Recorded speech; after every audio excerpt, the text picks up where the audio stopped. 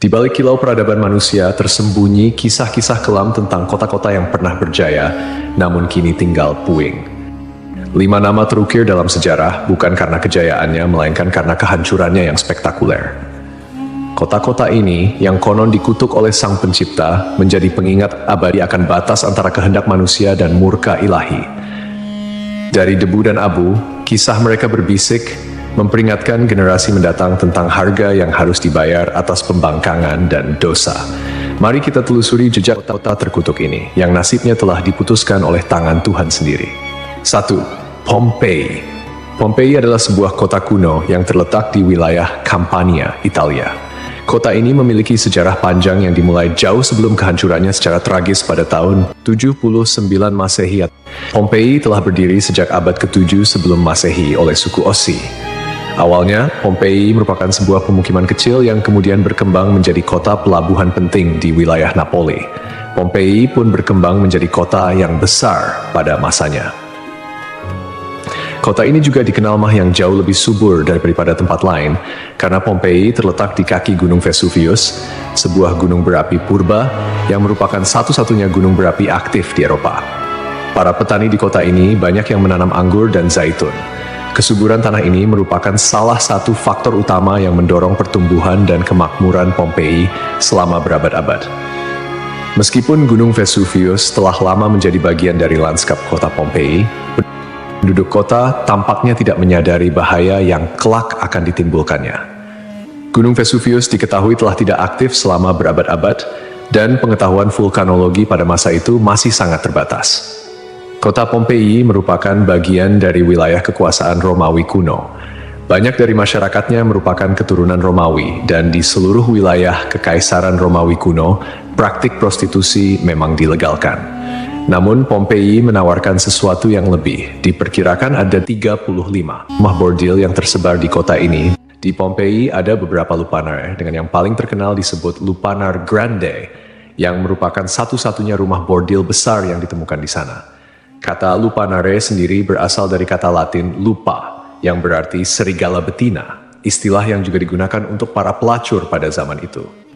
Di dalam Lupanar Grande, ditemukan kamar-kamar kecil dengan lukisan erotis di dinding, yang kemungkinan besar digunakan sebagai semacam menu untuk layanan yang ditawarkan di sana. Rumah bordil ini memiliki 2 lantai. Lantai pertama diperuntukkan bagi kelas bawah, sedangkan lantai kedua digunakan oleh pelanggan kelas atas. Jumlah yang tergolong banyak mengingat Pompei hanya seluas 12 km² dengan populasi sekitar 11.000 orang. Untuk menuju rumah bordil, jalanan di Pompei diberi petunjuk arah berupa pahatan falus alat kelamin laki-laki, sebuah tanda untuk membantu orang asing yang mungkin mabuk berat atau tidak bisa berbicara bahasa lokal. Praktik prostitusi biasanya dilakukan oleh para budak yang memasang tarif sangat murah.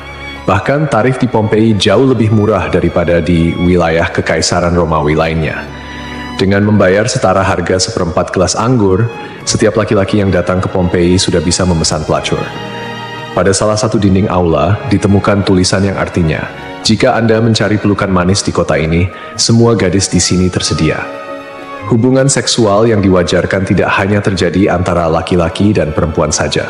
Penemuan grafiti menunjukkan bahwa homoseksual dan pemerkosaan anak juga menjadi hal yang biasa di Pompei.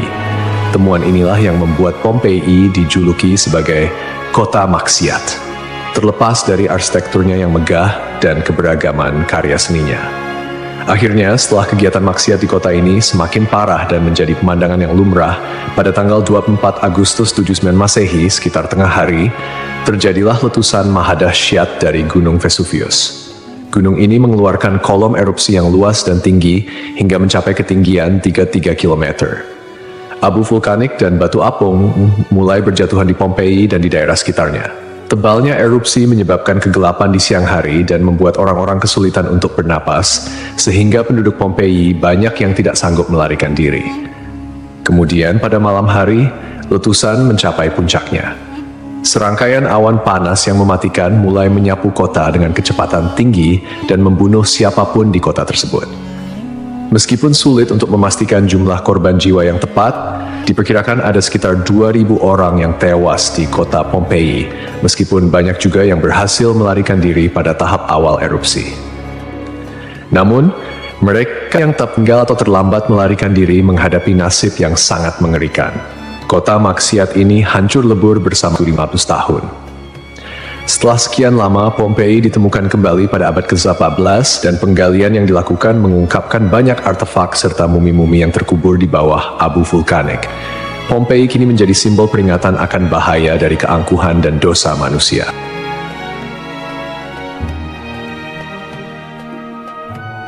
Kisah Desa Legetang. Pada suatu hari di Desa Legetang, warga melihat banyak binatang liar berkeliaran di sekitar jalan desa.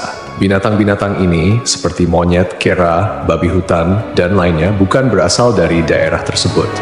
Setelah diselidiki, ternyata hewan-hewan ini berasal dari Gunung Pengamun-Amun, yang berada agak jauh dari Desa Legetang. Kejadian ini membuat warga khawatir dan mereka bermusyawarah untuk menyikapinya. Mereka menyimpulkan bahwa turunnya hewan-hewan dari gunung adalah pertanda akan terjadinya musibah besar. Kepercayaan lokal yang menyatakan bahwa hewan bisa merasakan bencana sebelum terjadi mendorong warga Desa Legetang untuk bertindak cepat. Mereka memutuskan untuk kerja bakti membuat parit di lembah Gunung Pengamun-Amun sebagai upaya antisipasi bencana, khususnya longsor. Desa Legetang terletak di dataran tinggi Dieng, Kecamatan Batur, Kabupaten Banjarnegara, Jawa Tengah. Desa ini dikenal dengan tanahnya yang sangat subur, bahkan lebih subur dibandingkan desa-desa lainnya di sekitarnya. Sebagai contoh, jika semangka yang ditanam di desa lain hanya mencapai berat sekitar 6 kg, semangka yang ditanam di Legetang bisa mencapai 10 hingga 12 kg. Setelah parit selesai dibuat, kehidupan di desa kembali normal. Desa Legetang adalah desa yang makmur, hanya sedikit orang miskin di sana. Banyak saudagar kaya yang hidup mewah dan uang sering dihamburkan untuk hiburan. Setiap malam, mereka sering berjudi dan mengadakan berbagai hiburan yang tidak pantas, seperti kesenian lengger yang kadang berujung pada tindakan asusila. Kesenian ini yang hanya dilakukan di desa tersebut menjadi simbol betapa jauhnya masyarakat desa ini dari nilai-nilai agama dan moral. Setiap malam, penduduk Desa Legetang terlibat dalam berbagai bentuk kemaksiatan, termasuk perjudian, mabuk-mabukan, dan seks bebas. Mereka yang tidak terlibat dalam perilaku ini tampaknya membiarkannya, seolah-olah itu adalah hal yang wajar. Beberapa sumber melaporkan bahwa tingkat kemaksiatan di desa ini sangat tinggi, dengan beberapa laporan ekstrem seperti hubungan seksual antara anak dan ibu kandung. Desa Legetang mengalami hujan yang sangat lebat. Cuaca ekstrem ini disertai dengan petir yang menyambar-nyambar dan suara guntur yang menggelegar di langit yang gelap.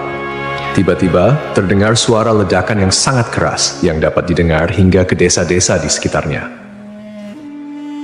Bukan paginya, setelah badai reda, penduduk desa-desa tetangga terkejut mendapati bahwa Desa Legetang telah tertimbun tanah dari puncak Gunung Pengamun-Amun.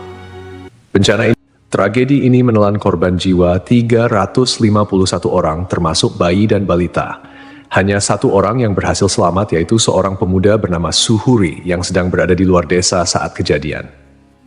Secara logika, sulit untuk memahami bagaimana Desa Legetang bisa tertimpa longsoran dari puncak gunung yang jauh dan terpisah oleh lembah serta perkebunan. Penduduk desa telah membuat parit sebagai antisipasi terhadap longsor, tetapi bencana ini tampaknya melibatkan fenomena yang tidak bisa dijelaskan dengan mudah.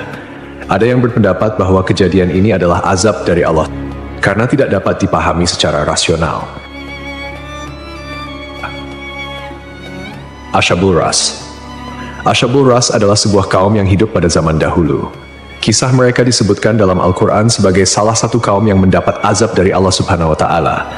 Nama Ashabul Ras secara harfiah berarti penghuni sumur atau pemilik sumur. Mereka tinggal di sebuah wilayah yang kini diperkirakan berada di antara Yamamah dan Hadramaut di Jazirah Arab. Kehidupan Ashabul Ras sangat bergantung pada sebuah sumur besar yang menjadi sumber air utama. Tidak hanya menjadi pusat kehidupan, tetapi juga menjadi simbol kemakmuran dan identitas kaum tersebut. Mereka membangun peradaban yang cukup maju di sekitar sumur ini dengan pertanian dan peternakan sebagai mata pencaharian utama. Namun, meskipun telah diberi nikmat berupa sumber air yang melimpah, Ashabul Ras justru menyalahgunakan anugerah tersebut. Mereka mengembangkan sistem kepercayaan yang menyimpang dan menyembah pohon cemara besar yang tumbuh di dekat sumur mereka. Pohon ini dianggap suci dan dijadikan objek penyembahan, menggantikan Allah Subhanahu wa Ta'ala sebagai Tuhan yang seharusnya disembah. Kemusyrikan Asyabul Ras tidak berhenti pada penyembahan pohon saja. Mereka juga mengembangkan praktik-praktik yang bertentangan dengan ajaran Tauhid, seperti membuat patung-patung yang merepresentasikan dewa-dewa mereka, kemudian melakukan ritual dan persembahan kepada pohon cemara, serta menolak ajaran-ajaran monoteisme yang dibawa oleh para nabi dan rasul. Allah Subhanahu wa Ta'ala dalam rahmatnya yang tak terbatas tidak langsung menghukum Asyabul Ras. Sebaliknya, Allah Subhanahu wa Ta'ala mengutus seorang nabi kepada mereka untuk membimbing dan mengingatkan mereka akan jalan yang benar. Nabi yang diutus ini, menurut beberapa riwayat, adalah Nabi Syuaib, meskipun ada juga yang berpendapat bahwa ia adalah nabi yang lain yang namanya tidak disebutkan dalam Al-Quran. Nabi yang diutus kepada Asyabul Ras berusaha dengan gigih untuk mengajak kaumnya kembali ke jalan yang lurus. Ia menyampaikan risalah Tauhid, mengajak mereka untuk hanya menyembah Allah Subhanahu wa Ta'ala dan meninggalkan penyembahan terhadap pohon dan berhala. Nabi ini mengingatkan mereka akan nikmat-nikmat Allah Subhanahu wa Ta'ala yang telah diberikan, termasuk sumur yang menjadi berkah dalam kehidupan mereka. Namun, meski telah diingatkan, mereka tetap keras kepala dalam kekufuran dan kemusyrikan, bahkan mulai mengancam dan memusuhi Nabi yang diutus kepada mereka. Penolakan ini berlangsung dalam waktu yang cukup lama, menunjukkan kesabaran Allah Subhanahu wa Ta'ala dalam memberi kesempatan kepada hamba-hambanya untuk bertaubat.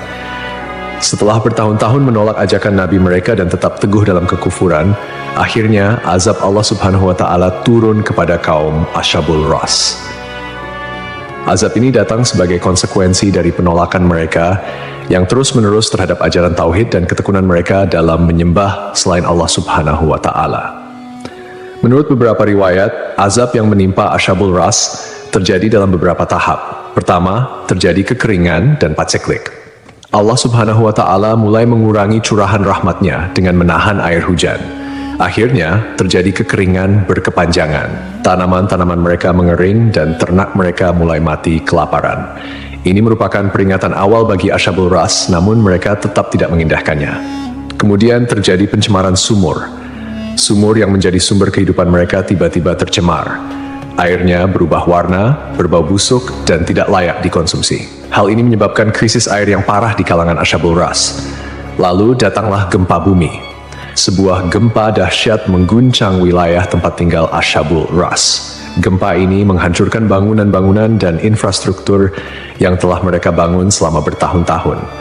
Akhirnya, mereka pun binasa, meninggalkan kisah yang menjadi peringatan bagi generasi-generasi setelahnya tentang konsekuensi dari menolak petunjuk ilahi dan hidup dalam kemusyrikan.